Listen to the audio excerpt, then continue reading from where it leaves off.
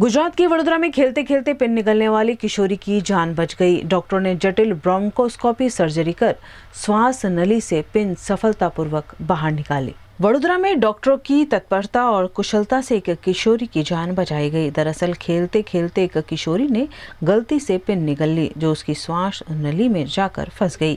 इसके बाद उसकी हालत गंभीर हो गई और जान का खतरा भी पैदा हो गया।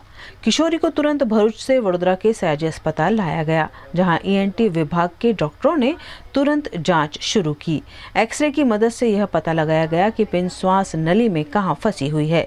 इसके बाद डॉक्टरों ने जटिल ब्रोंकोस्कोपी सर्जरी कर सफलतापूर्वक पिन को बाहर निकाल लिया। यह सर्जरी काफी जोखिम भरी मानी जाती है, लेकिन डॉक्टरों की सूझबूझ से किशोरी की जान बच गई। ભરૂચથી એક 13 વર્ષની બાળકી સ્કાર્પ પિન કે આપણે બુરખા બાંધવા માટેની જે પિન કહીએ એ શ્વાસ નળીમાં રમતા રમતા એને શ્વાસ નળીમાં એ જતી રહી હતી, એટલે એ લોકો ભરૂચના નજીકના દવાખાના પર લઈ ગયા હતા। ત્યાંથી એને સમજાવવામાં આવ્યું કે આ ઓપરેશન બ્રોન્કોસ્કોપી જેવું જે કહીએ આપણે શ્વાસ નળીમાંથી ઓપરેશન કરવાનું હોય છે એ નાના સેન્ટર કે નાના દવાખાના પર પોસિબલ નથી, એટલે ગઈકાલે એને રિફર કરવામાં આવી બરોડા મેડિકલ કોલેજ SSG હોસ્પિટલમાં, અને ગઈકાલે 10 વાગ્યે એનું ઓપરેશન કરી અને સરખી રીતે એનું ઓપરેશન કરીને એને બચાવવામાં આવી અને એનું પિન કાઢવામાં આવી હતી।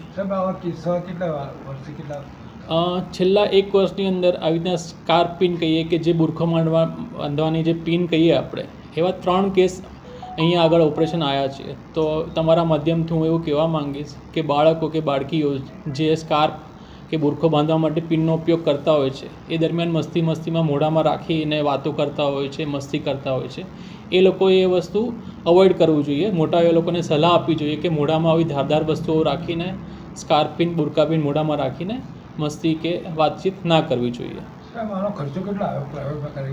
જો આ ઓપરેશન કોઈ નાના સેન્ટર પર કે નાના હોસ્પિટલ પર તો પોસિબલ છે જ નહીં। બ્રોન્કોસ્કોપી એક જટિલ ઓપરેશન કહેવાય, એમાં જીવનું જોખમ પણ રહેતું હોય છે। કોઈ મોટા હોસ્પિટલમાં પ્રાઇવેટમાં કરાવે તો મિનિમમ ખર્ચો 1 લાખ રૂપિયા થાય બ્રોન્કોસ્કોપી પ્રોસિજરનો।